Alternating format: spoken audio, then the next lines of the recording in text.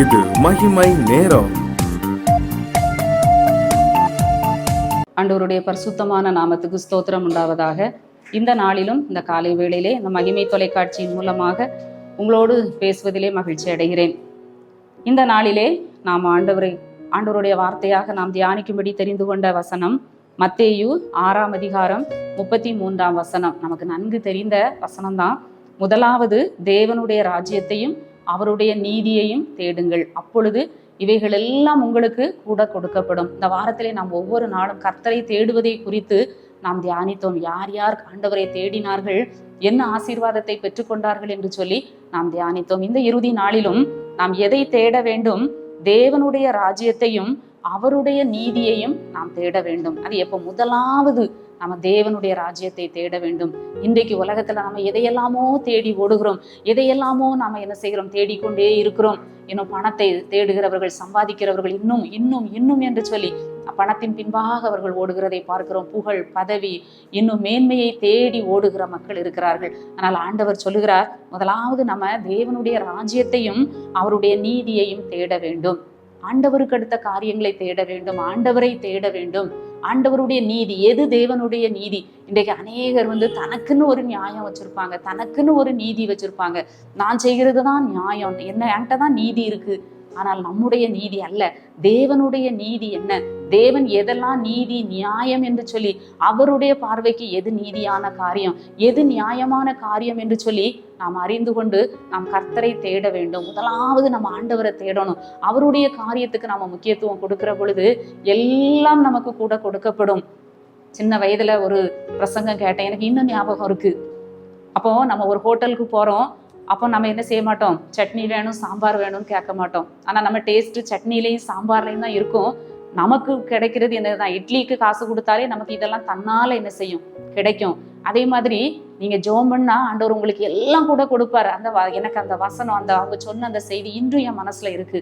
அப்போ நம்ம தேட வேண்டியது, கேட்க வேண்டியது கர்த்தருக்குரியவைகளை நம்ம கேட்கும் போது, தேடும் போது நம்ம கேளாத காரியங்களை, நமக்கு தேவையான காரியங்களை எல்லாம் ஆண்டவர் தருவார்.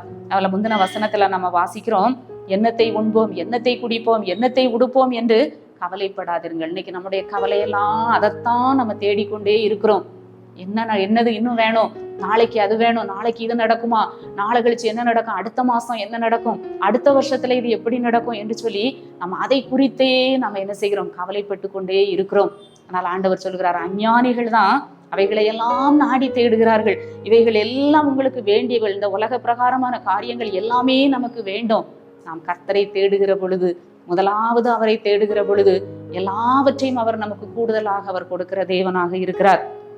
கூட பார்க்கிறோம், அந்த மார்த்தாளை குறித்து நம்ம பார்க்கிறோம். அந்த மார்த்தாள் அநேக காரியங்களை குறித்து கவலைப்பட்டு கலங்கினாள். ஆண்டவர் சொன்னார், மார்த்தாளே மார்த்தாளே, நீ அநேக காரியங்களை குறித்து கவலைப்பட்டு கலங்குகிறாய். தேவையானது ஒன்று. மரியாள் தன்னை விட்டு எடுபடாத நல்ல பங்கை தெரிந்து கொண்டாள். அந்த நல்ல பங்கு என்ன? ஆண்டவருடைய பாதத்திலே அமர்ந்து அவரை தேடி அவருடைய முகத்தையே பார்த்து அவருடைய வார்த்தைகளை அவள் கேட்பதுதான் நல்ல பங்கு. இன்றைக்கு கவலைப்பட்டு இன்றைக்கு அநேகர் என்ன செய்யறாங்க? தங்கள் வாழ்நாள கவலையினாலே கழிக்கிறவர்கள் உண்டு. அதனால ஒரு பிரயோஜனமும் இல்லை. ஒரு 5 வருஷம் கழிச்சு நம்ம கவலைப்பட்ட காரியத்தை திரும்பி பார்க்கும்போது அது ஒரு சீரோவாகத்தான் நமக்கு தெரியும். இதுக்கு அவ்வளவு கவலைப்பட்டோம்னு சொல்லி நம்ம பின்னாக நம்ம நினைப்போம். ஆனால் அந்த கவலை என்ன செய்யும் தெரியுமா? நம்முடைய ஆவிக்குரிய ஓட்டத்தை அது தடை பண்ணும்.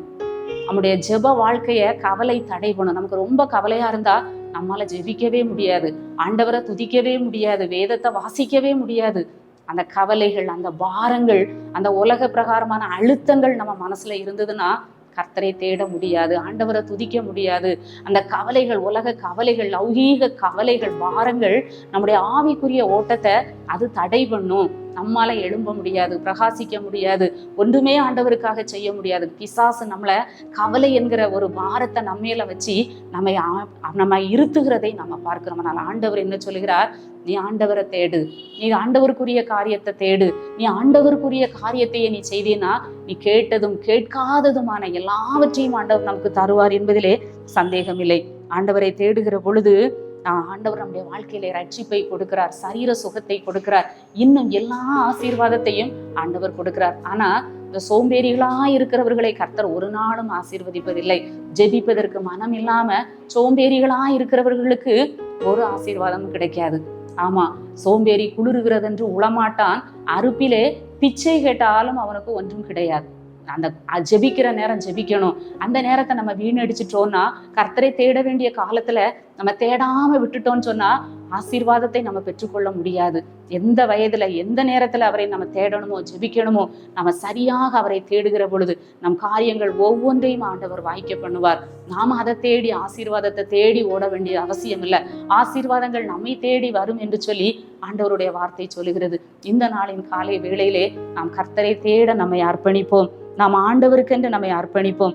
யாக்கோபை பார்ப்போம். யாக்கோபை பார்க்கிற பொழுது அவன் என்ன செய்கிறான்? ஆண்டவரை தேடுகிற ஒரு மனிதனாக காணப்பட்டார். அந்த யாப்போக்கு ஆற்றங்கரையிலே அந்த யாக்கோபு என்ன செய்கிறார்? தேவனோடு போராடுகிறார், தேவனை தேடுகிறார். நீர் என்னை ஆசீர்வதித்தால் ஒழிய நான் உம்மை போக விடேன் என்று சொல்லி கர்த்தரோடு அங்க அவர் என்ன செய்கிறார்? போராடுகிறதை பார்க்கிறோம். ஆம், போராடினாதான் வாழ்க்கையில வெற்றி உண்டு. ஜெபிச்சாதான் நம்ம வாழ்க்கையில மேன்மை உண்டு. நம்ம ஆண்டவரை தேடினால்தான் நமக்கு வெற்றி உண்டு. இல்லாவிட்டால் ஒன்றும் கிடையாது. நமக்கு பிச்சை கேட்டா கூட ஒன்றும் கிடையாது. ஒரு ஆசீர்வாதமும் நம்ம வாழ்க்கையில இருக்காது. கவலைப்பட்டு பாரப்பட்டு உலகம்னு உலகத்தையே தேடி ஓடணும்னா நம்ம வாழ்க்கையில ஒன்றும் கிடையாது. அந்த யாக்கோபு அந்த ரகசியத்தை கண்டு கொண்டான். எவ்வளவு சம்பாதிச்சாலும் எவ்வளவு கிடந்து அவன் உலகத்துல போராடினாலும் ஒரே ஆசீர்வாதம், கர்த்தரை தேடினால் மட்டும்தான் நமக்கு ஆசீர்வாதம் என்று சொல்லி அவன் போராடுகிறான். இரவு முழுவதும் போராடுகிறான். போராடி அதிகாலை விடுகிறது. அந்த தூதன் சொல்லுகிறார், நான் போகணும், என்னை விடுன்னு சொன்னாலும் அவன் விட்ட பாடில்லை. கர்த்தரை தேடின ஒரு மனிதனாய் காணப்பட்டான். அவன் நம்ம பார்க்கிறோம். மத்தேயு 7:7 நம்ம பார்க்கிறோம், தேடுங்கள் அப்பொழுது கண்டடைவீர்கள், தட்டுங்கள் அப்பொழுது உங்களுக்கு திறக்கப்படும்.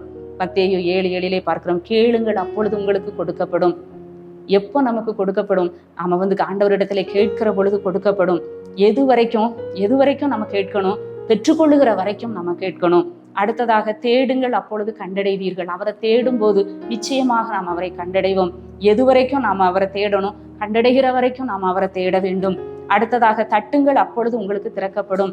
எது வரைக்கும்? திறக்கப்படும் வரைக்கும் நம்ம என்ன செய்ய வேண்டும்? தட்டிக்கொண்டே இருக்க வேண்டும். நிச்சயமாக அடுத்த வசனத்திலே பார்க்கிறோம், ஏனென்றால் கேட்கிறவன் எவனும் பெற்றுக்கொள்கிறான், தேடுகிறவன் எவனும் கண்டடைகிறான், தட்டுகிறவனுக்கு திறக்கப்படும். ஆம், இந்த வசனத்தை நம்ம மனதிலே பதித்தவர்களாக இந்த நாட்களிலே நாம் ஆண்டவரை தேடுவோம், நாம் ஆண்டவரை கண்டடைவோம், நாம் பெற்றுக்கொள்வோம். ஆண்டவர் தாமே அந்த கிருபைகளை நமக்கு தருவாராக. எங்களை நேசிக்கிற நல்ல ஆண்டவரே, இந்த நல்ல வேளைக்காக, காலை வேளைக்காக உம்மை துதிக்கிறோம். இயேசு சுவாமி, நீங்க கொடுத்த நல்ல வார்த்தைக்காக உமக்கு நன்றி செலுத்துகிறோம். அநேக காரியங்களை குறித்து கவலைப்பட்டு கலங்குகிறோம். ஆனால் நீர் சொல்லியிருக்கிறீர், முதலாவது தேவனுடைய ராஜ்யத்தையும் அவருடைய நீதியையும் தேடுங்கள், அப்பொழுது இவைகள் எல்லாம் உங்களுக்கு கூட கொடுக்கப்படும் என்று சொல்லியிருக்கிறீர். ஆண்டவரே, இன்றைக்கு எத்தனையோ மக்கள் அப்பா உலக பிரகாரமான காரியங்களையே நினைத்து கவலைப்பட்டு கொண்டு இருக்கிறதை நாங்கள் பார்க்கிறோம். அந்த கவலைகளை விட்டு எழும்பி கர்த்தரை தேட ஒவ்வொருவருக்கும் ஆண்டவரே அந்த இருதயத்தை கொடுக்கும்படியாய் ஜெபிக்கிறையா. ஆண்டவரே, பெற்றுக்கொள்ளுகிற வரைக்கும், கண்டடைகிற வரைக்கும், ஆண்டவரே திறக்கப்படுகிற வரைக்கும், ஆண்டவரே அவர்கள் உம்முடைய சமூகத்திலே நின்று உம்மை தேட ஒவ்வொருவருக்கும் கிருபை தாரும். மீட்பர் இயேசு கிறிஸ்துவின் மூலம் ஜெபிக்கிறோம் நல்ல பிதாவே, ஆமென்.